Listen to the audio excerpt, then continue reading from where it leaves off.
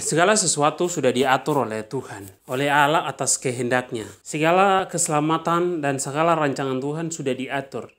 Bukan kehendak manusia, melainkan kehendak Allah.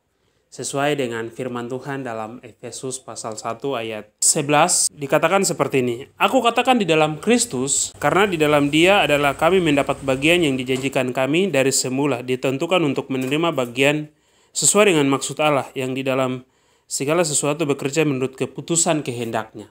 Jadi Allah bekerja menurut keputusan kehendak Allah, bukan keputusan kehendak siapapun.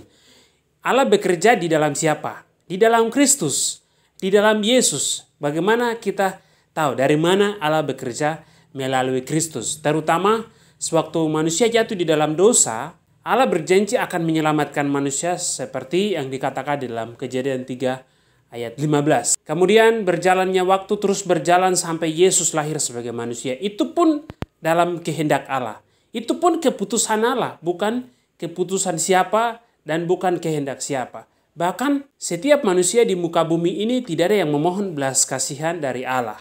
Bahkan Adam Hawa yang jatuh pun mereka tidak minta pengampunan kepada Allah atas pelanggaran yang mereka lakukan. Tetapi mereka hanya katakan, mereka hanya diusir keluar dari Taman Eden atas pelanggaran mereka.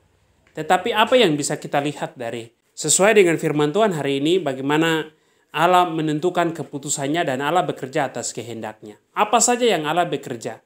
Terutama yang di sini dikatakan adalah kita mendapat bagian yang dijanjikan Allah. Jadi segala bagian yang kita dapat, keselamatan yang kita dapat, pembebasan yang Allah berikan melalui Yesus Kristus itu atas perjanjian Allah.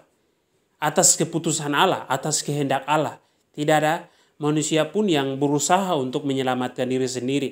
Karena memang manusia tidak bisa berusaha untuk menyelamatkan diri. Karena itu Allah bekerja atas keputusan dan kehendaknya supaya manusia dapat diselamatkan dari dosa. Karena dosa itu adalah penghalang untuk manusia berkomunikasi dengan Allah. Sehingga Allah bekerja atas keputusannya supaya manusia diselamatkan dengan cara Yesus datang sebagai manusia dan Dia menyelamatkan kita manusia, dan Dia bahkan mati di kayu salib dan Yesus berkata sudah selesai. Itu adalah keputusan dan kehendak Allah. Yang berikut dikatakan di sini firman Tuhan, segala kami yang dari semula ditentukan untuk menerima bagian sesuai dengan maksud Allah. Jadi segala sesuatu ditentukan oleh Allah untuk bagiannya kita masing-masing. Sejak kita ada dalam kandungan, sudah Allah atur apa yang akan nanti kita kerja sebagai profesi, sebagai apa.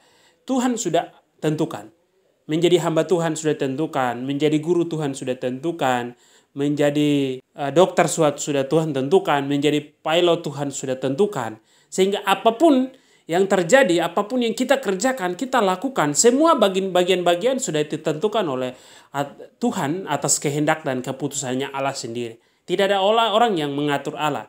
Dan memang manusia tidak punya kemampuan yang bisa mengatur Allah seperti Allah yang atur ini.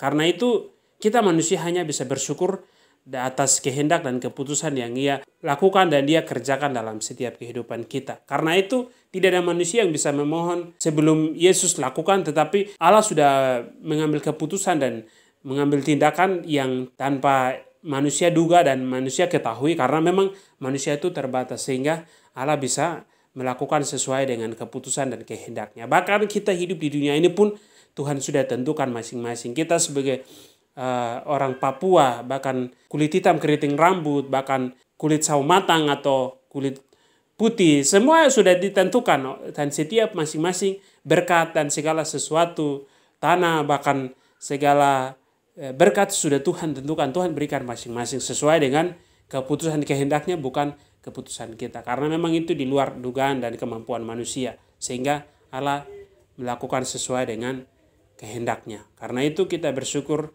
dan mari sama-sama kita menikmati setiap berkat yang Tuhan tentukan masing-masing atas keputusan kehendak. Dan Dia bekerja dalam setiap kehidupan kita sesuai dengan berkat yang Allah berikan masing-masing dalam kehidupan kita. Tuhan Yesus memberkati.